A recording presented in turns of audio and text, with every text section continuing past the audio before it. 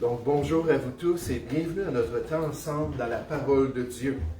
Bienvenue à ce rappel des vérités du manuel de vie qui nous permet de vivre pour le Seigneur et de lui être agréable dans ses voies. Ce matin, notre thème au Bon Berger est être un héros de la foi.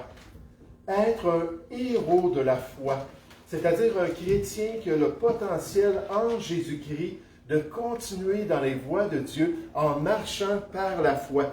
Les Écritures affirment clairement que le juste vivra par la foi. Le juste vivra par la foi.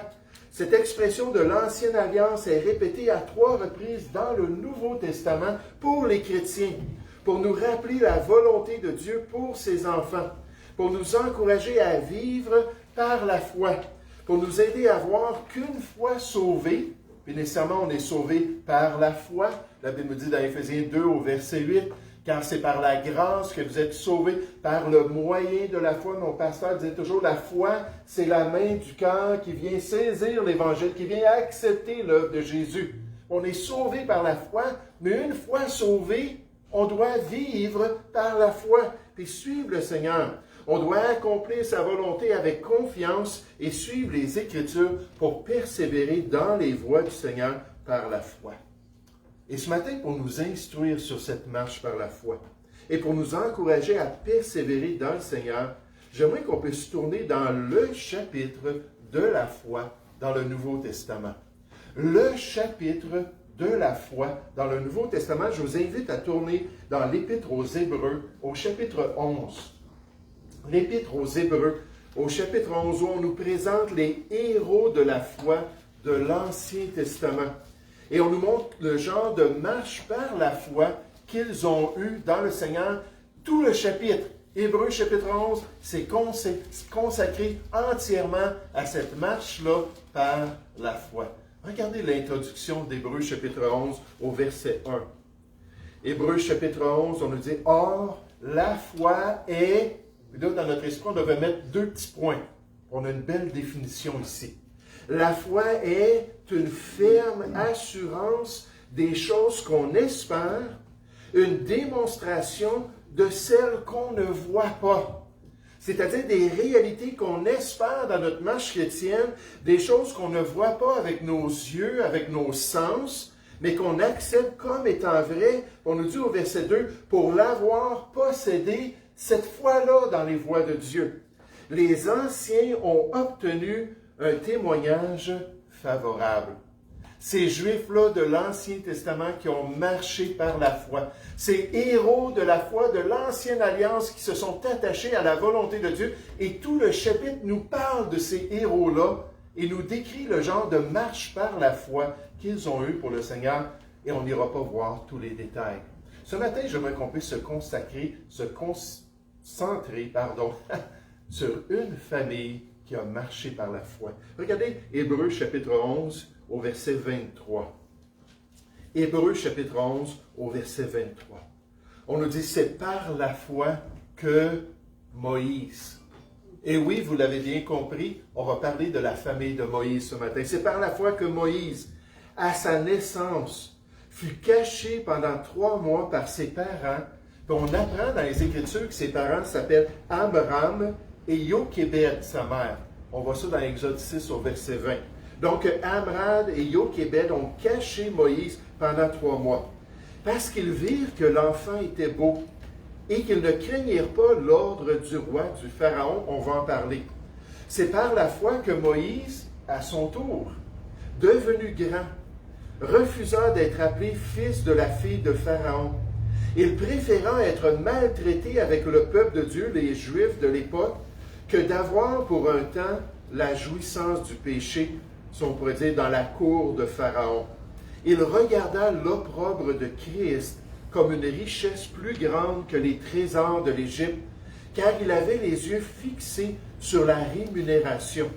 C'est par la foi, remarquez, c'est la base de la foi, de toutes ces décisions-là. C'est par la foi qu'il quitta l'Égypte, sans être effrayé de la colère du roi, car il se montra ferme comme voyant celui qui est invisible. C'est par la foi dans son ministère avec Israël qu'il immola la Pâque et fit l'aspersion du sang, afin que l'exterminateur ne touche pas les premiers-nés des Israélites. C'est par la foi qu'ils traversèrent la mer Rouge comme un lieu sec, tandis que les Égyptiens qui tentèrent de passer furent engloutis. Oh, il faut se rappeler ce matin le contexte dans lequel la famille de Moïse a marché par la foi. Alors que les Juifs étaient en Égypte depuis 400 ans, alors qu'ils étaient rendus esclaves de Pharaon. Pendant cette génération-là de Moïse, ce Pharaon-là a pris à cœur de maltraiter les Juifs, de leur rendre la vie difficile. En fait, ce n'était pas juste que leur vie, leur quotidien était pénible, c'était misérable d'être un Juif en Égypte à cette époque-là. C'était éprouvant à tous égards, et même plus que ça, ça pouvait être mortel pour certains d'entre eux, et en particulier pour les premiers-nés juifs qui étaient mâles. Parce que, comme on va le voir, il y avait un édit pour la destruction de ces jeunes enfants-là qui venaient du gouvernement de l'époque. Mais vous savez, il n'y a rien de nouveau sous le soleil lorsqu'on voit des gouvernements qui deviennent meurtriers comme cela. Et c'est dans ce contexte d'opposition extrême et de danger continuel qu'on nous présente la marche par la foi de Moïse et de sa famille. Oh, ce matin, j'aimerais qu'on puisse regarder ce grand exemple. J'aimerais le développer pour qu'on saisisse l'ampleur de ce que ces gens-là ont vécu et surtout qu'ils sont présentés comme des exemples pour nous dans la Nouvelle Alliance. Mais considérons ce grand exemple d'une famille qui a marché par la foi et considérons que la foi nous permet d'affronter les dangers. La foi du chrétien lui permet d'affronter les dangers dans sa vie, les circonstances. La marche par la foi en Dieu nous permet de faire le bien, même s'il y a des conséquences à nos actions et à nos choix, même peut-être venant des autorités qui nous entourent, même s'il y a des dangers. Elle nous permet de suivre le Seigneur, même lorsque le faire implique des complications pour le croyant, et elle nous donne tout ce qui est nécessaire pour faire face à l'opposition dans notre vie. Même si c'est une opposition qui est très grave de la part des gens qui nous entourent. Mais regardez comment est-ce qu'on voit ça dans la vie de Moïse et de ses parents. Hébreux chapitre 11 au verset 23. On nous dit, c'est par la foi que Moïse, à sa naissance, là vous le comprenez, dans le pays de l'Égypte, alors que sa famille était dans l'esclavage d'un peuple qui était méchant, un peuple qui était violent, fut caché pendant 3 mois par ses parents. Maintenant, pourquoi est-ce qu'il a été caché, Moïse, lorsqu'il est né? Parce qu'il y avait un édit de Pharaon. Pharaon voyait le peuple qui se multipliait de plus en plus. Plus il lui rendait les travaux pénibles, plus c'était énorme l'esclavage qu'ils vivaient, plus qu'ils étaient fertiles. Et plus que Dieu leur permettait d'avoir des enfants. Et là, ils avaient rempli le pays de petits bébés. Là, Pharaon voyait ça et il dit, il faut faire quelque chose, voici la solution. Les prochains qui vont naître, si ce sont des morts, on s'en débarrasse. On va les prendre et on va les exécuter. Il y avait cet édit-là. Puis là, on voit ces parents-là, Amran puis Jochébed, qui étaient des Juifs en Égypte, dans ce temps-là d'esclavage pénible, avec cette loi-là qui planait au-dessus de leur famille. Elle tombe enceinte, elle accouche. C'est un petit garçon. Là, qu'est-ce qu'on fait?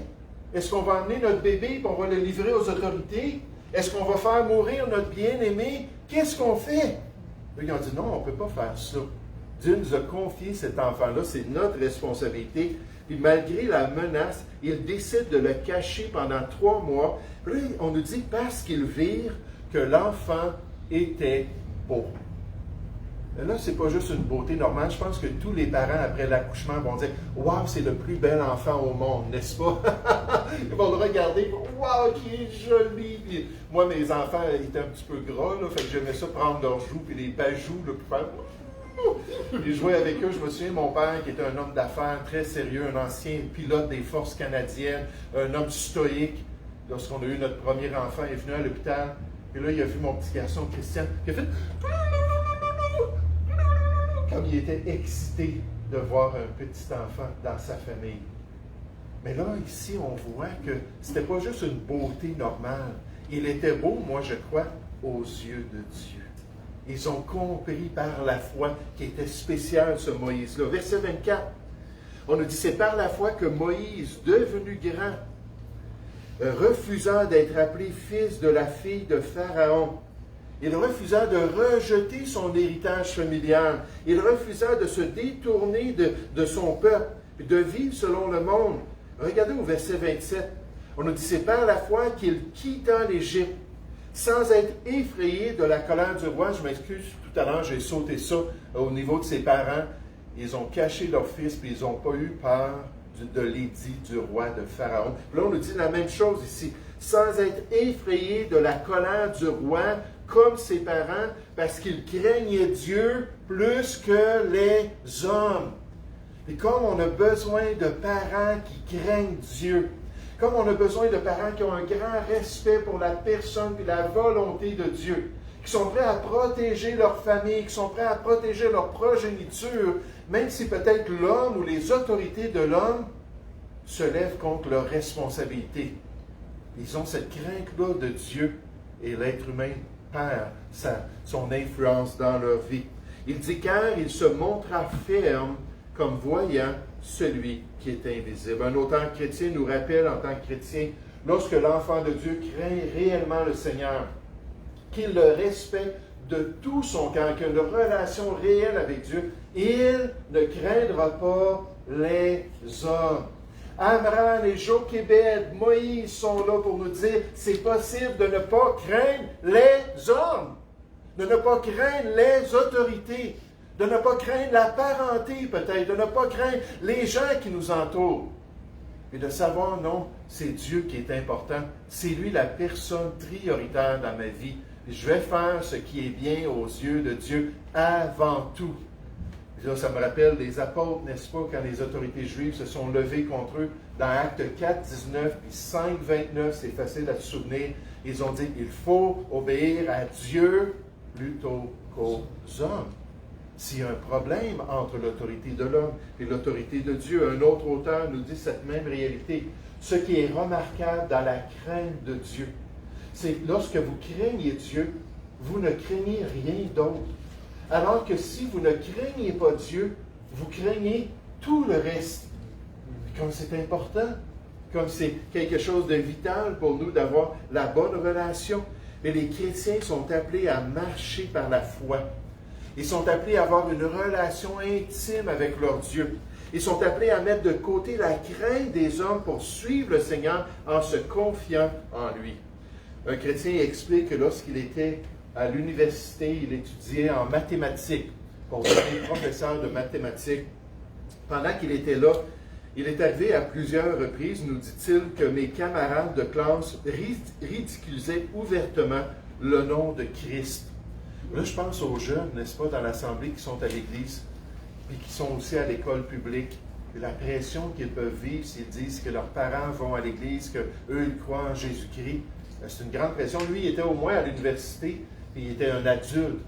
Il dit qu'il craignait les gens, il craignait de partager ça parce qu'il voyait que les gens se moquaient tellement de Jésus-Christ. Je pense à tous ceux qui travaillent dans le monde, à tous ceux qui ont un emploi séculier, et là, qui gèrent cette relation-là avec des non-sauvés. Et des fois, la pression, c'est de rire lorsqu'il y a une farce qui est sale, puis de rire lorsqu'on se moque de la religion, puis au lieu de se tenir debout. Fait que c'était ça qu'il vivait. À mon grand détriment, je suis resté silencieux en face de ces moqueries. Je parlais beaucoup de ma foi en Christ à l'Église et avec mes amis chrétiens, mais j'étais terrifié à l'idée de ce qui pouvait m'arriver, puis arriver à ma réputation, si les gens à mon école découvraient que je croyais en Jésus. La plupart d'entre eux ignoraient tout simplement qui était Jésus.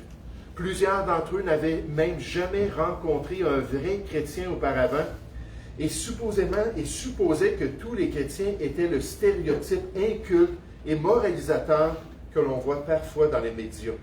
Pourtant, j'avais toujours peur. Au fil des semestres, alors qu'il faisait sa maîtrise en anglais, j'ai commencé à me sentir coupable de ces silences. Si je n'étais pas capable d'obéir à Christ dans un domaine aussi saint que celui-ci, comment pourrais-je le servir dans d'autres domaines de ma vie? Il craignait les hommes, sa relation avec Dieu n'allait pas bien. il n'y avait pas de paix, il n'y avait pas de joie avec le Seigneur. Alors j'ai décidé devant le Seigneur de proclamer ma foi en lui. Et je fus reçu exactement comme je m'y attendais, avec ridicule et mépris. Là, il parle de tout ce temps-là où les gens, là, à chaque fois qu'ils partageaient la foi, là, se mettaient à rire. Voyons, tu es un homme intelligent, toi, comment est-ce que tu peux croire dans ces choses-là? Pourtant, avec le temps, certains de mes collègues à l'école commencèrent à respecter ma foi chrétienne. Et surtout, je m'aperçus de la joie et de la paix que j'avais alors que je mettais Dieu à la première place et que j'étais prêt à me détourner de l'approbation des hommes. Un jour, je suis allé ici à Drummondville visiter quelqu'un.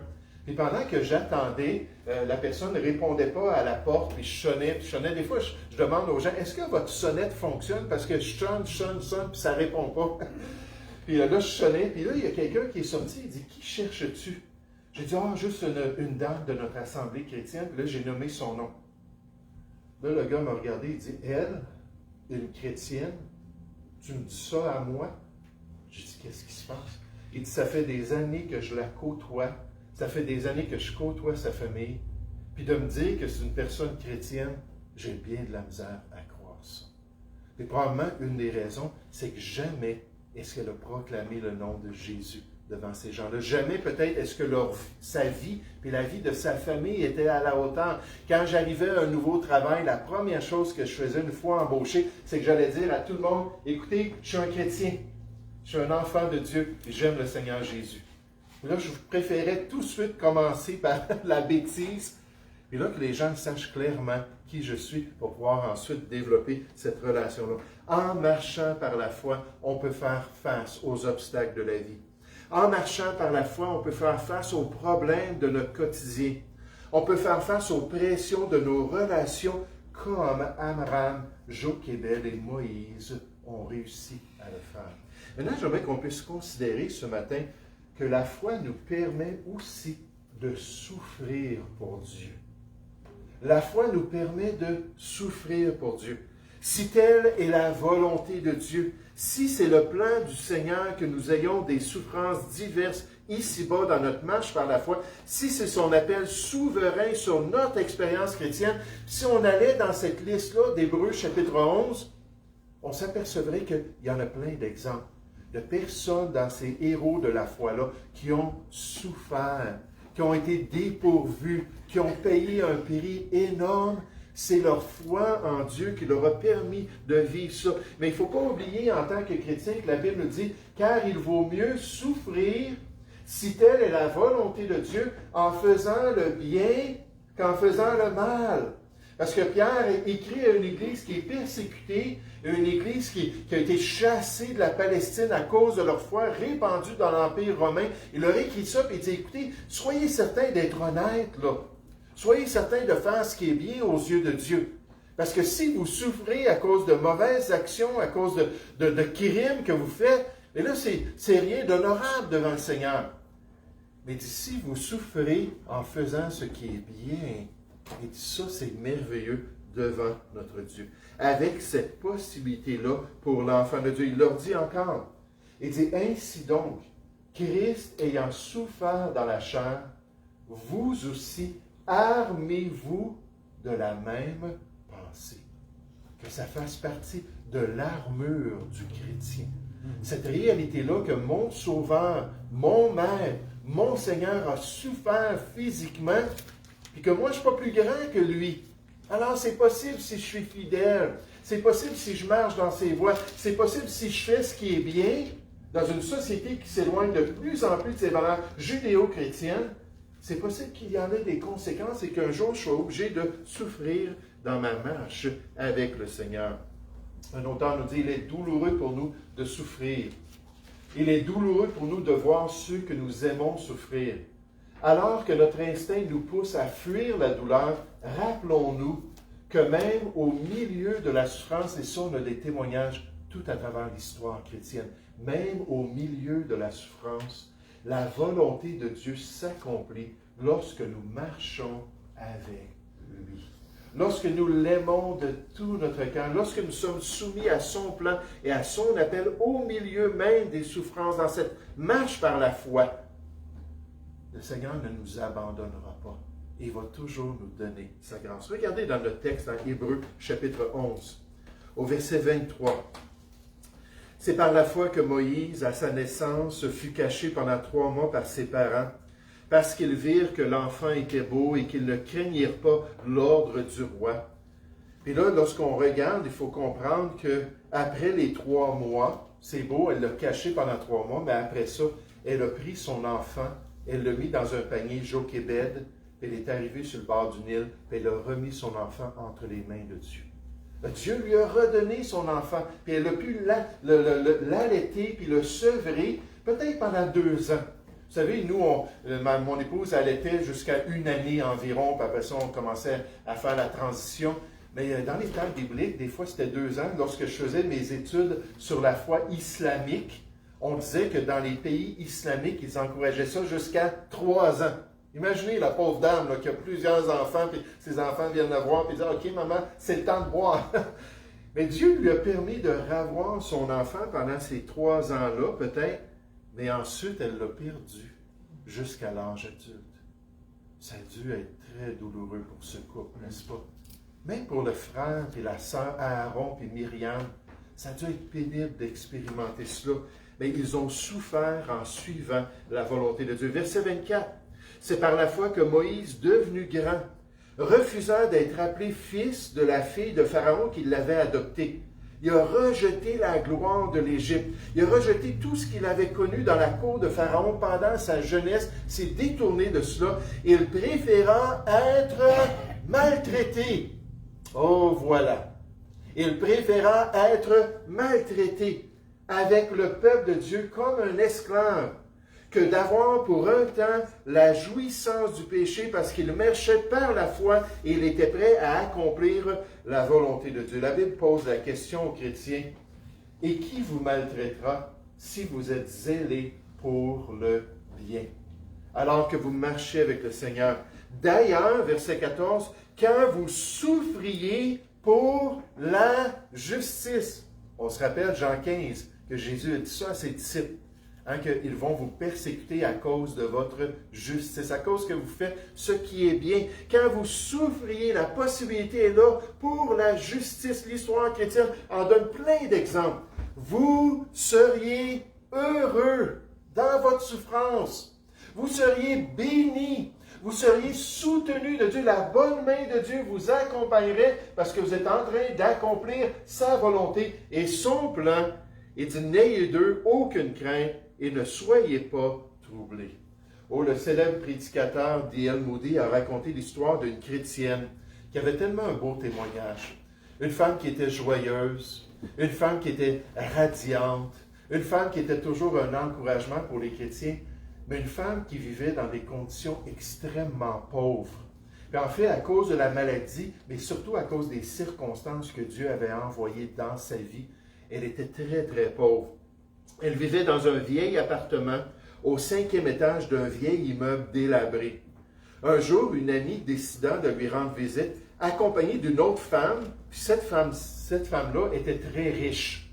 Elle dit, « Hey, j'aimerais ça que tu viennes voir cette chrétienne-là. Comment est-ce qu'elle est spéciale? » Là, ils arrivent devant le vieux bâtiment, les fenêtres étaient brisées, les graffitis étaient partout. Puis ils voient ça comme ça, ce bâtiment-là.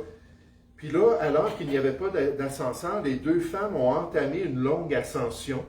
Lorsqu'elles atteignirent le 2e étage, la femme aisée commenta « Quel endroit sale et quel endroit sombre! Je ne peux pas croire que quelqu'un vit ici. » Son ami lui répondit « C'est mieux plus haut.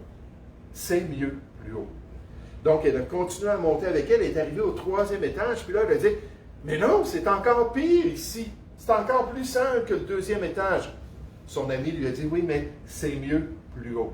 C'est mieux plus haut. Les 2 femmes atteignirent enfin le niveau du grenier où elles trouvèrent la chrétienne alitée. Le sourire qu'elle arborait témoignait de la joie qui remplissait son cœur. Bien que la chambre était propre et qu'il y avait des fleurs sur le rebord de la fenêtre, la riche visiteuse ne put s'empêcher de penser à l'austérité de l'environnement dans lequel vivait cette femme. Elle s'exclama, « Ça doit être tellement difficile pour toi de vivre ici. » Sans hésiter, l'enfermée répondit en levant les yeux vers le ciel, « C'est mieux plus haut.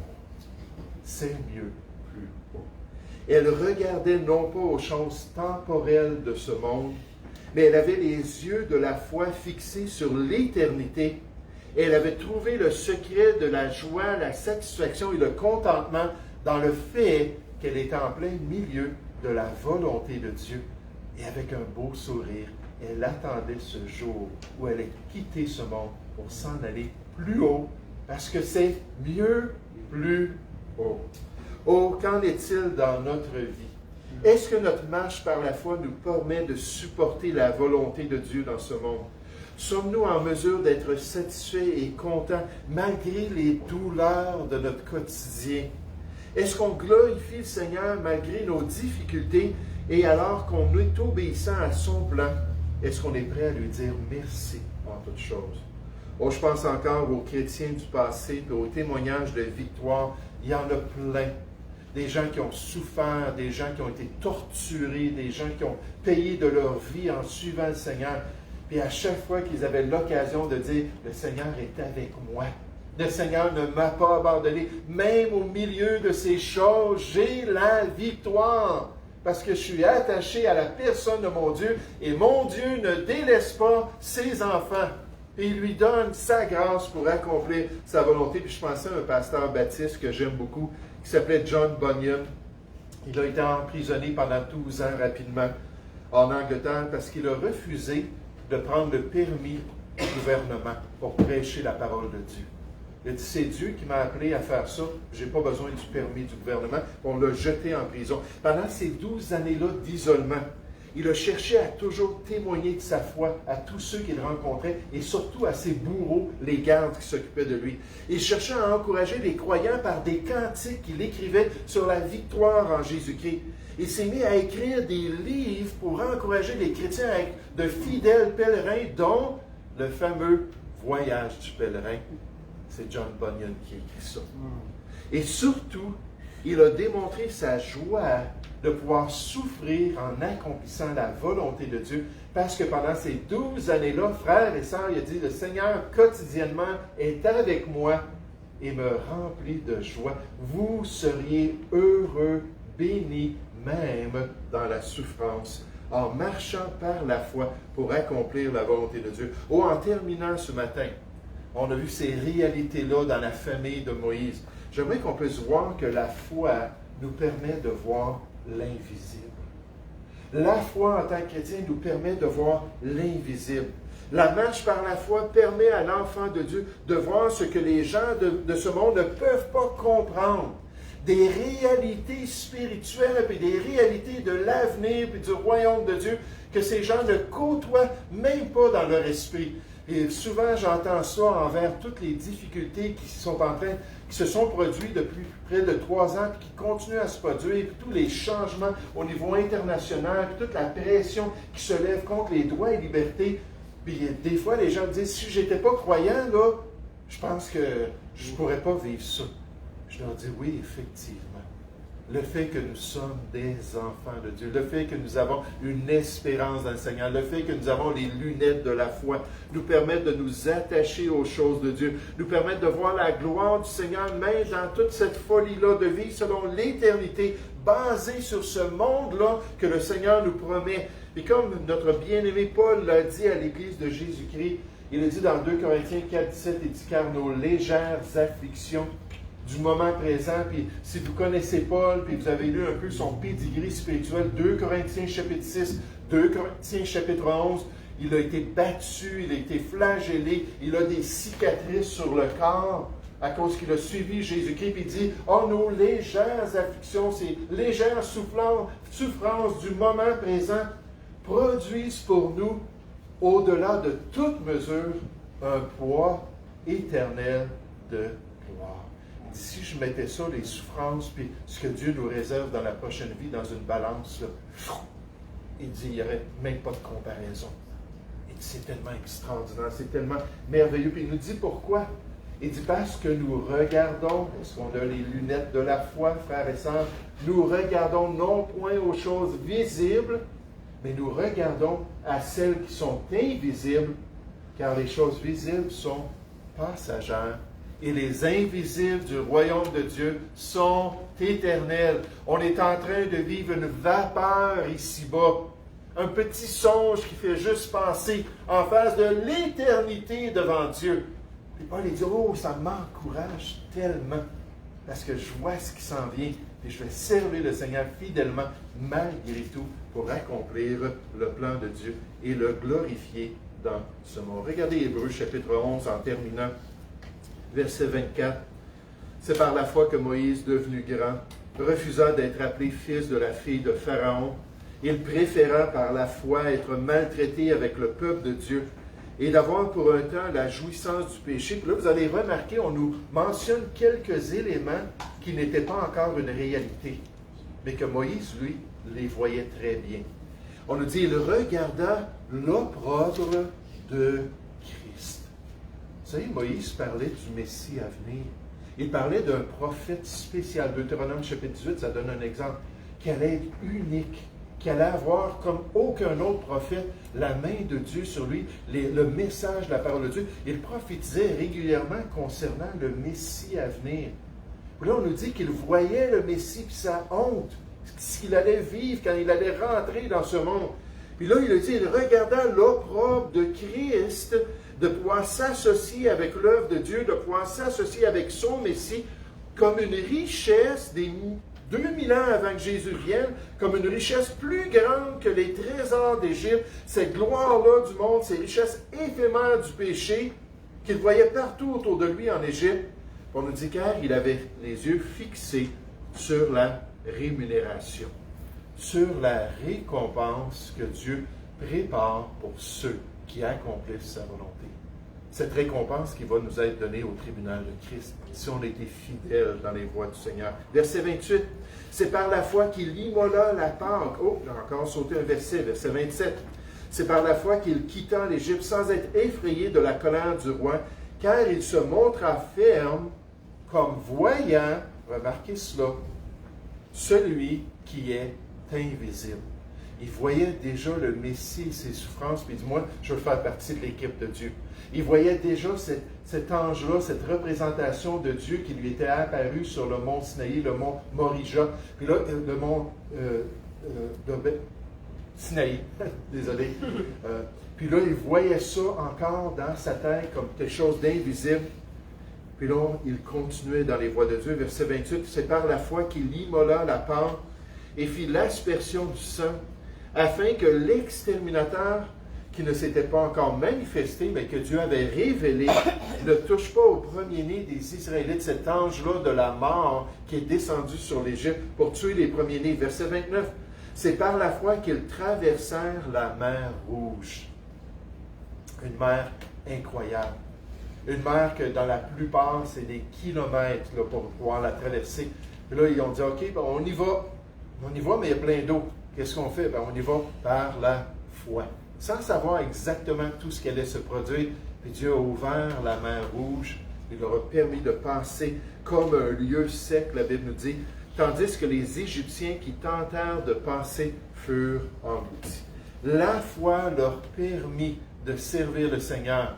La foi a permis à ses parents et à Moïse d'accomplir le plan de Dieu. Hébreux chapitre 3 nous dit que Moïse a été fidèle dans toute la maison de Dieu pour accomplir le plan de Dieu pour lui. Et là, en face de ça, on est encouragé à marcher par la foi, à voir l'invisible, à comprendre le combat spirituel, à comprendre qu'il y a une réalité dans un autre monde, une autre vie après cette vie, et à se préparer comme l'apôtre Paul pour rentrer dans la récompense de Dieu, une pleine récompense auprès du Seigneur. Je termine avec un exemple. Le général William Booth aimait beaucoup partager l'Évangile. En fait, il y avait une classe de personnes en Angleterre puis dans la ville de Londres qui l'aimaient évangéliser plus que tous les autres, et c'était les pauvres. Les pauvres qui habitaient là-bas à Londres. Il comprenait que ces misérables, les vagabonds de la ville, étaient tellement sales et repoussants pour la plupart des chrétiens, mais que dans l'éternité, ils voyaient par la foi l'invisible et le futur, que dans l'éternité, ces gens-là pouvaient devenir des chrétiens, puis pouvaient être purs et saints devant le Seigneur. Il alla d'église en église et visita toutes sortes d'assemblées en Angleterre pour leur demander de se joindre à lui, alors qu'il partait l'armée du salut. Ces soldats-là de l'Évangile pour aller atteindre le Seigneur, atteindre les gens pour le Seigneur. Puis là, il voulait vraiment les encourager à se joindre à sa vision concernant le salut de ces personnes démunies. Mais les gens ne voulaient rien savoir. Ils ne voulaient pas s'humilier, puis commencer à aller visiter des personnes, puis leur parler là, dans le coin de la rue quelque part, puis leur partager l'Évangile, les inviter à venir prendre une soupe, parce que c'était ça l'approche, puis manger un morceau de pain, puis ensuite entendre l'Évangile. C'était le mélange du communautaire et du spirituel. Aujourd'hui, l'armée du salut, c'est pas mal juste communautaire. Des fois, on va trouver des petites assemblées qui croient encore à l'évangélisation pour le spirituel. Mais donc, alors qu'il a développé ça, puisque personne ne voulait atteindre les clochards de l'Angleterre avec lui et son épouse ont dit, nous, on va le faire. Puis là, ils ont commencé à évangéliser, puis essayer d'atteindre ces gens-là avec la bonne nouvelle du Seigneur Jésus. Puis là, à un moment donné, ils ont commencé à avoir des chrétiens de ces églises-là qui sont venus les voir. Puis ils ont dit, nous aussi, on aimerait se joindre à l'armée du salut. Puis avec le temps, ils ont développé des centaines de disciples, des centaines d'évangélistes qui sont allés, qui ont partagé l'Évangile. Puis à la mort du général Booth, il y avait des milliers de clochards qui s'étaient tournés vers le Seigneur Jésus et qui allaient l'accompagner dans la gloire. Pourquoi? Parce qu'il était capable de voir l'invisible et ce que le Seigneur allait faire. Est-ce qu'en tant que chrétien, on continue à marcher par la foi? Est-ce qu'on a la bonne perspective des réalités spirituelles? Est-ce qu'on s'attache à cet avenir-là que le Seigneur réserve à ceux et celles qui sont fidèles dans ce monde pour pouvoir l'entendre nous dire un jour, c'est bien, bon et fidèle, serviteur, tu as été fidèle en peu de choses, je te confierai beaucoup, entre dans la joie de ton Maître. Et c'est ça que la marche par la foi nous permet d'accomplir. Oh, ce matin, en tant que chrétien, il faut réaliser que la marche par la foi nous permet d'affronter nos dangers. Et il y en a des dangers. Il y en a des pressions. Il y en a des difficultés. La marche par la foi même nous permet de subir des injures, puis d'être même peut-être maltraité physiquement dans la chair. Mais d'être prêt à subir ces choses-là, comme on a vu 1 Pierre 3,17, en faisant ce qui est bien aux yeux de Dieu. Si on marche dans la vérité, puis on suit le Seigneur selon ses principes, selon son plan pour notre vie, c'est certain qu'on va déranger dans notre monde. Surtout en prenant des positions, je pense aux parents en ce moment, toutes les folies qui se propagent dans les écoles en ce moment, en prenant des positions pour vos valeurs, en prenant des positions pour vos croyances, c'est certain qu'il y aura un prix à payer. Puis en tant que chrétien, si on marche par la foi, Dieu nous ouvre la perspective de l'invisible, de l'éternité, des réalités spirituelles. Puis comme cela, on va pouvoir persévérer dans les voies de Dieu et accomplir toute la volonté de Dieu. Nous allons prier ensemble. Père Céleste, on veut te remercier, Seigneur, que le juste vivra par la foi. C'est ça ton plan. C'est ça ta volonté. Et Seigneur, on veut te remercier pour ce beau chapitre, Hébreux chapitre 11, qui nous rappelle que même dans l'ancienne alliance, les gens devaient vivre aussi par la foi. Ils devaient se confier en toi. Ils devaient s'appuyer sur ta grâce. Ils devaient se décharger sur toi de tous leurs soucis, alors qu'ils suivaient ta parole, alors qu'ils accomplissaient ton plan pour leur vie. Et merci pour Amram et Jochébed.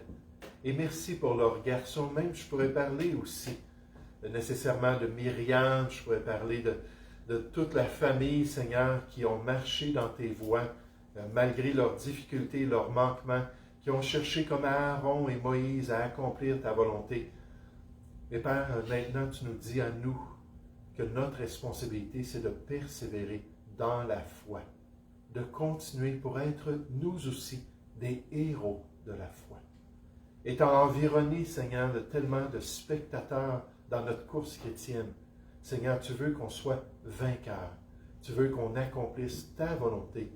Et qu'on termine cette vie, non pas, Seigneur, attaché à ce qui est éphémère, à cette vapeur qui passe après quelques années, mais plutôt à ces trésors qu'on a pu envoyer d'avance dans ton trésor, dans l'éternité. Ô Père Céleste, aide-nous à accomplir toute ta volonté, nous te prions. Au nom du Seigneur Jésus. Amen. J'aimerais vous demander de vous lever, s'il vous plaît, en terminant. On va terminer avec le numéro 150.